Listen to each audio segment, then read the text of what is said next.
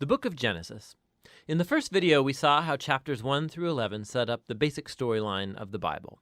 God has created all things, and he makes humans in his image to rule the world on his behalf. The humans choose sin and rebellion, and so the world spins out of control into violence and death, all leading up to the rebellion and scattering of the people in Babylon. And so the big question is, what is God going to do to rescue and redeem his world? Well, out of that scattering at Babylon, the author traces a genealogy of just one family that leads eventually to a man named Abram, later known as Abraham. And God's promise to Abraham at the beginning of chapter 12 opens up a whole new movement in the story. God calls Abraham to leave his home and go to the land of Canaan, which God says will become his one day. And in that land, God promises to make Abraham into a great nation, to make his name great, and to bless him. Now, these promises are connected back to earlier parts of the book. So Babylon had arrogantly tried to make a great name for itself, and that didn't go over very well. But God, in his generosity, is going to bestow a great name on this no-name guy, Abraham. And God's blessing of Abraham echoes all the way back to that original blessing God gave humanity in the beginning. So the question is, why is God going to bless Abraham and his family? And the last line of God's promise makes this clear. So that all the families of the earth will find God's blessing in you. Now, this is key for understanding the whole rest of the biblical story. God's plan is to rescue and bless his rebellious world through Abraham's family. And this is why the whole rest of the Old Testament story is just going to focus on this one family, eventually called the people of Israel. This is also why Israel will later be called a kingdom of priests at Mount Sinai. God wants to use them to show all of the other nations what he's like. And ultimately, this is the promise that gets picked up by the later biblical prophets and poets who say that its fulfillment will come through Israel's messianic king, whose reign will bring justice and peace to all of the nations. Now, at this point of the story, none of that's clear. You just have to keep reading and watch the promise develop. And so the rest of the book focuses on Abraham and his family. First, Abraham himself, then his son Isaac, and then his son Jacob, and then Jacob's 12 sons.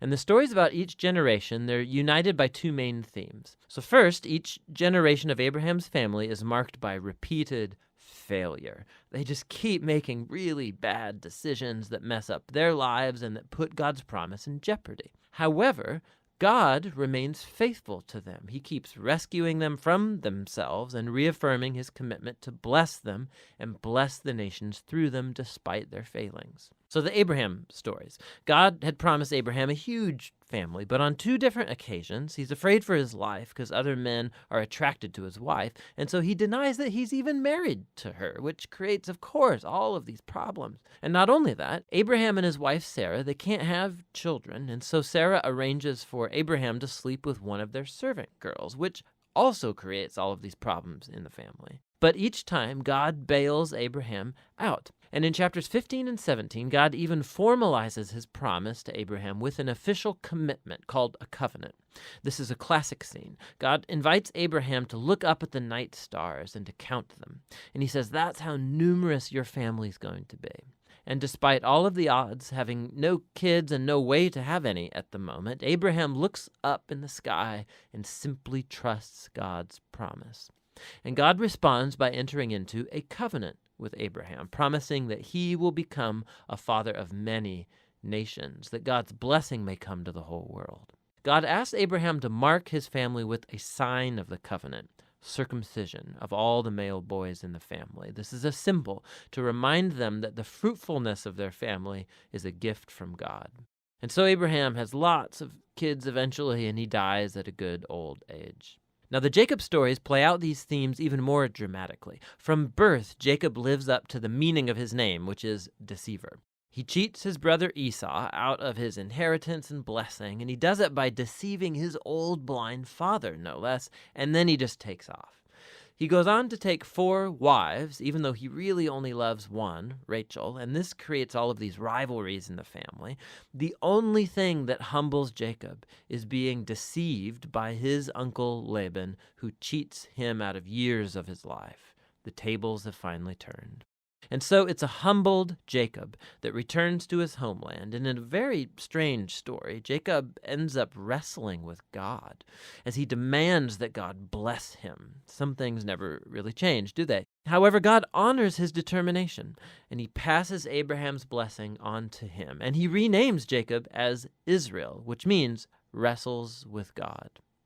Now, it's this last part of the book, the story of Jacob's sons, where all the themes come to a head. Jacob loves his second to youngest son, Joseph, more than any of the others, and he gives him this special jacket. And the 10 older sons come to hate Joseph, and so they kidnap him, and they plan to kill him, but instead they decide to just sell him into slavery in Egypt, where he ends up in prison. Talk about family failure. But God is with Joseph, and he orchestrates Joseph's release from prison, and Pharaoh ends up elevating Joseph to second in command over all of Egypt. And so Joseph saves the nation of Egypt during a famine. And he also ends up saving his brothers and his family from starving to death. And so once again, we can see the folly and the sin of Abraham's family is met with God's faithfulness, who subverts even the evil of the brothers into an occasion to save life. And this is actually what Joseph says right near the end of the book. He says to his brothers, "You all planned this for evil, but God planned it for good, to save many lives." Now, these words are strategically placed at the end of the book because they summarize not only the story of Joseph and his brothers, but the book as a whole. From Genesis 3 onward, humans keep acting selfishly and doing evil, but this God is not going to leave his world to its own devices. He remains faithful and determined to bless people despite their failures. You can see this especially in how that mysterious promise about the descendant of the woman gets developed throughout the book. So remember, Genesis 3, God promised that this wounded victor would come and crush the snake and defeat evil at its source. And the author then connects this promise directly to the line of Abraham. This is a part of how God's going to bring his blessing to the nations.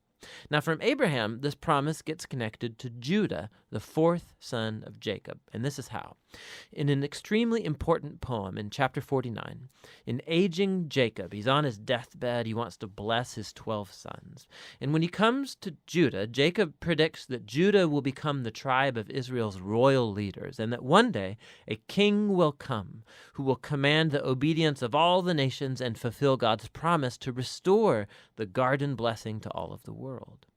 And then after this, Jacob dies. And later, Joseph dies too. And the growing family remains in Egypt. And so the book of Genesis ends with all of these future hopes and promises left hanging and undeveloped. And it forces you to turn the page to see how it's all going to turn out. But for now, that's the book of Genesis.